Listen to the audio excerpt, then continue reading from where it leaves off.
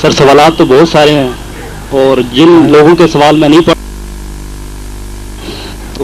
تو سے فائدہ اٹھاتے ہوئے میں ایک سوال کرنا چاہتا ہوں کہ آپ کی گفتگو سے ایسا لگتا ہے کہ جیسے زمانہ آخر کی دہلیز پہ ہم پہنچ چکے ہیں.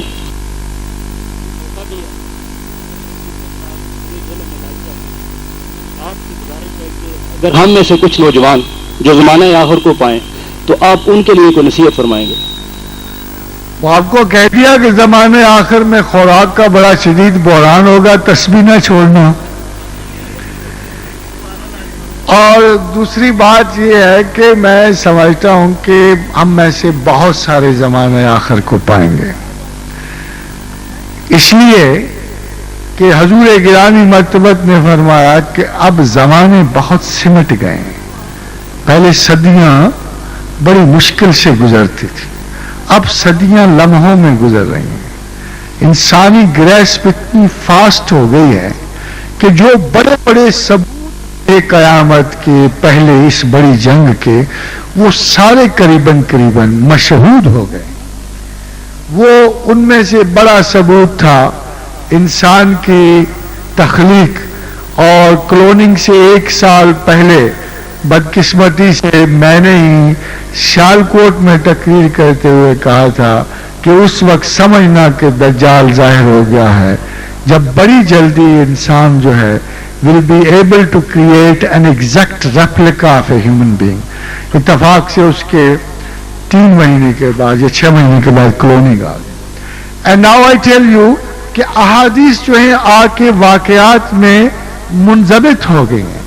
اگر رسول اللہ صلی اللہ علیہ وسلم نے فرمایا کہ دجال ایک ملک پہ حملہ آور ہوگا اور اس کے ایک ہاتھ میں آگ اور ایک ہاتھ میں خوراک ہوگی، جو اسے مانیں گے اس پہ خوراک پھینکے گا اور جو اسے انکار کریں گے ان پہ آگ پھینکے گا.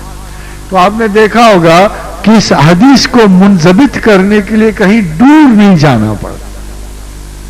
اسی طرح ہم بہت سارے شواہد ملا کے آج میں آپ کو ایک بڑے پتے کی بات بتا دوں.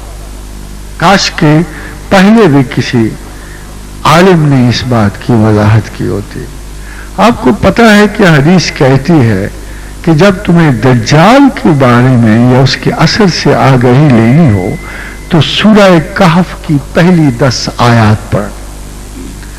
اور لوگوں نے اسے دم سمجھا، لوگوں نے اسے تعویذ سمجھا کہ جب دجال آئے گا تو ہم سورہ کہف کی 10 آیات بازو پہ باندھ لیں گے، اللہ اللہ خیر سلام.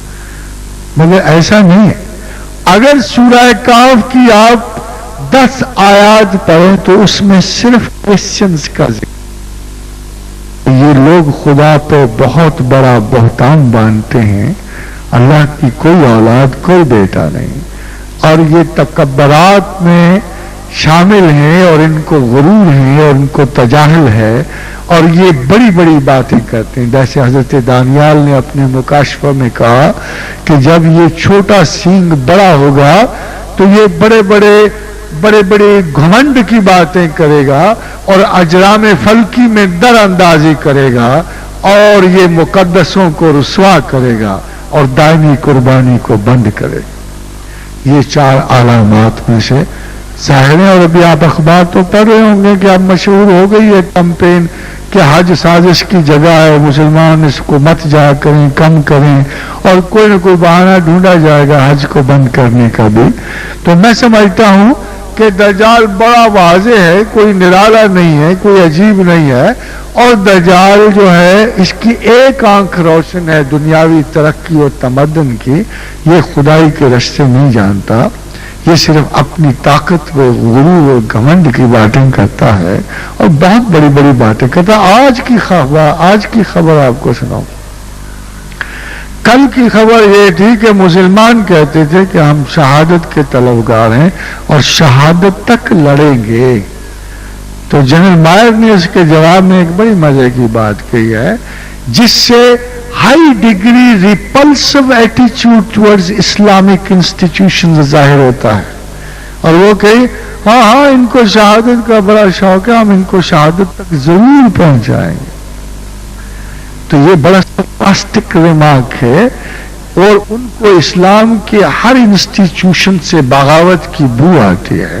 And they are very venomously talking of every such ایٹیچیوڈ اسلام جو ان کو الاؤ کرتا ہے وہ جذبہ ہمت ابھارنے میں کہ جو کسی جہاد کی جو پہلی بات ہے کہ وہ خواہ اپنے گھر کا ہو یا باہر کے گھر کا کوئی اس طرح نمرود و شداد و حامان کے خلاف جب کوئی کلمہ حق بلند کرے گا تو دجال ہر زمانے میں ہوا ہے اور ہر زمانے میں مہدی ہوتے رہے اور انشاءاللہ تعالی حقیقی دجال کے مقابلے میں بھی حقیقی مہدی کہیں منتظر ہوں گے.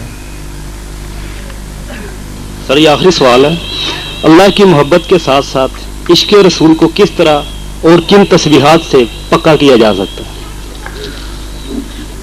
شکر ہے کہ یہ آخری سوال ہے صاحب، میں آپ کا شکر گزار ہوں.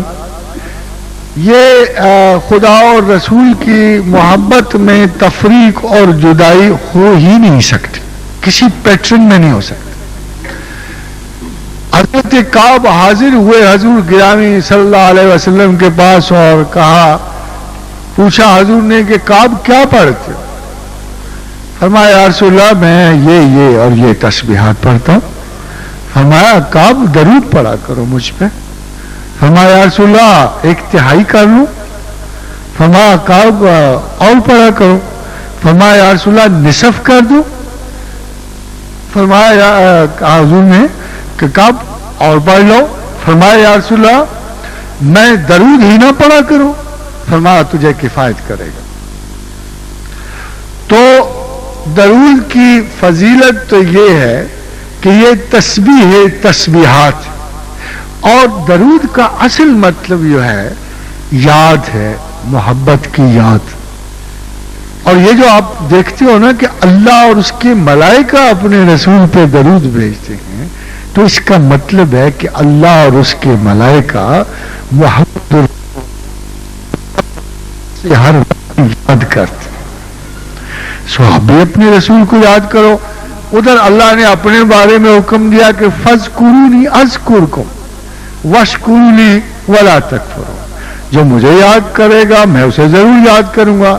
ایک اللہ کے ولی سے کسی نے پوچھا، یار یہ جو طویل اور بے ہنگم قسم کی تسبیح تم لیے پھرتے ہو 12,000 دانوں کی، تم اتنی تسبیح جو کرتے ہو تو تم خدا بھی تمہیں یاد کرتا ہے کہ نہیں؟ اس نے کہا جاہل مطلق، اگر میں اللہ کے وعدے پہ اعتبار نہ کروں اور تیری بات پہ کروں، جب وہ قرآن میں کہتا ہے کہ جو مجھے یاد کرتا ہے میں اسے ضرور یاد کرتا ہوں. میری یاد تو ناقص ہے، فضول سی ہے، لوبات دنیا میں 1000 انٹرسٹ میں الجھی ہوئی یاد ہے، مگر جب اللہ مجھے یاد کرے گا تو یقیناً میرے ذات کے اندر اور باہر اس کا بے پناہ فرق پڑے گا. جب وہ مجھے یاد کرے گا تو میں اپنے آپ پر ناز کرنے کے قابل ہوں گا. اور محمد رسول اللہ صلی اللہ علیہ وسلم کی یاد اور اللہ کی یاد یہ درود میں آ کے مکمل ہو جاتی ہے. بہت سارے لوگ درود پڑھتے ہیں صلی اللہ علیہ وسلم، یہ ناقص اور غلط ہے. اور جن بزرگوں نے یہ تلقین کیا ان کو مطلب نہیں سمجھ آ رہا.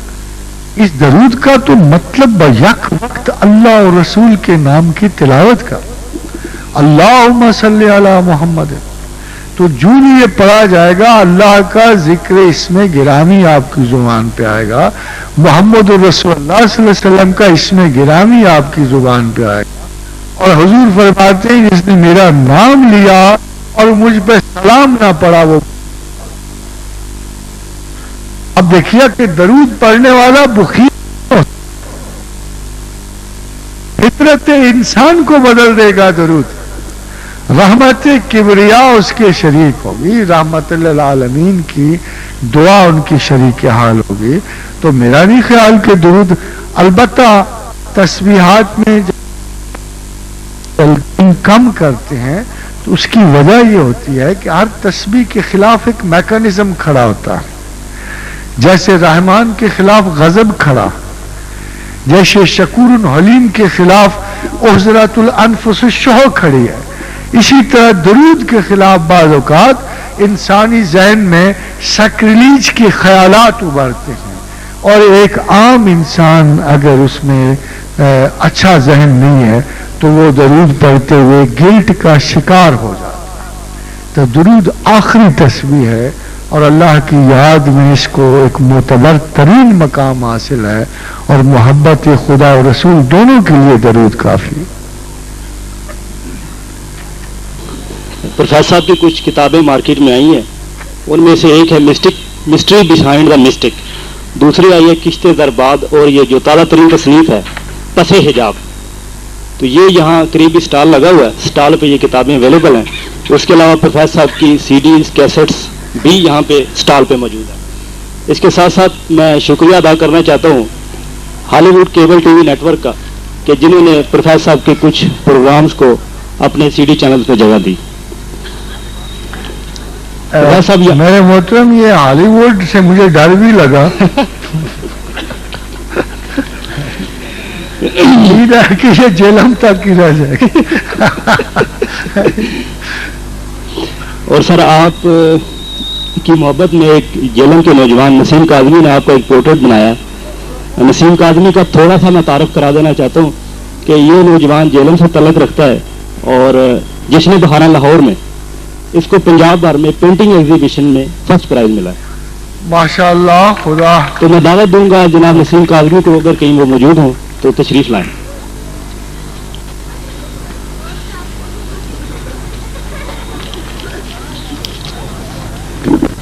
آ رہے ہیں.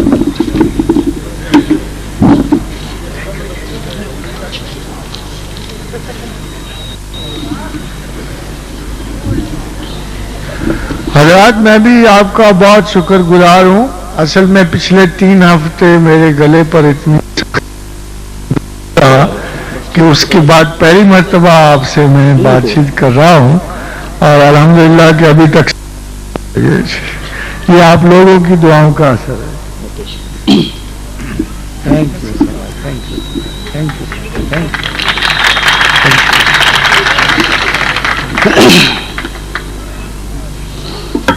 آخر میں گزارش کروں گا ڈی سی او جیلم جناب سیف اللہ چٹھا صاحب سے کہ وہ تشریف لائیں اور اپنے خیالات کا اظہار فرمائیں.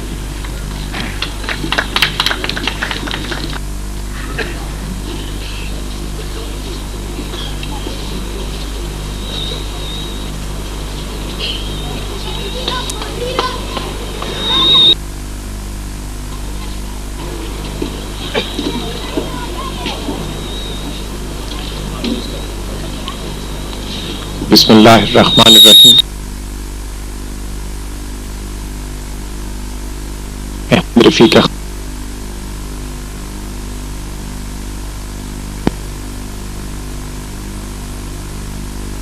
حکومت کی طرف سے اور اہلیان جہلم کی طرف سے آپ کا تہ دل سے شکریہ ادا کرتا ہوں کہ آپ نے اپنے بہت اعلیٰ خیالات سے ہمیں نوازا ہے, اور یہ دعا کرتا ہوں کہ اس چیز کا ہمارے دلوں پر, ہماری زندگیوں میں ایک اچھا اثر ہے. باقی میں اپنے آپ کو کسی صورت میں اس قابل نہیں سمجھتا کہ ایک اتنی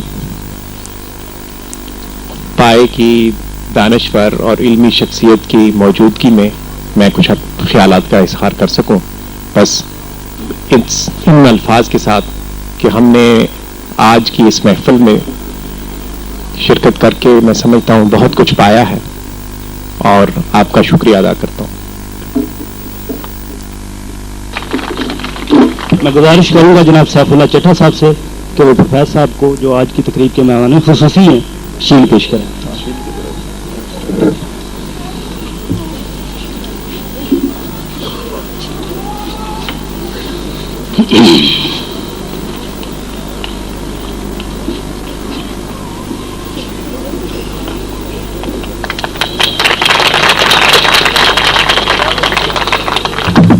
پروفیسر صاحب سے گزارش ہے کہ آخر میں دعائیں خیر کروں.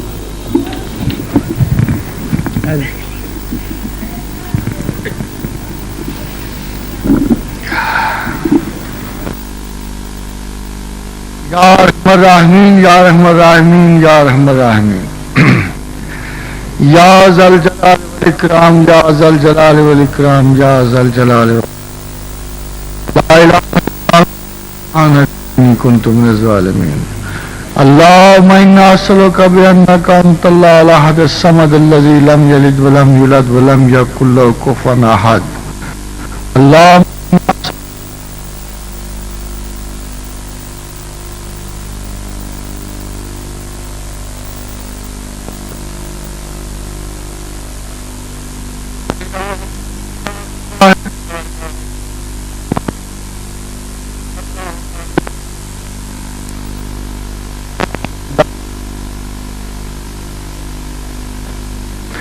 حسبی اللہ لا الہ الا هو علیہ توکلت وهو رب العرش الکریم فتعال اللہ الملک الحق لا الہ الا هو رب العرش الکریم اللہ واللہ لا الہ الا هو رب العرش العظیم هو الذی لا الہ الا هو الملک القدوس تبارک الذی بیدہ الملک وهو علی کل شیء قدیر تبارک اسم ربک یا ذل جلال والاکرام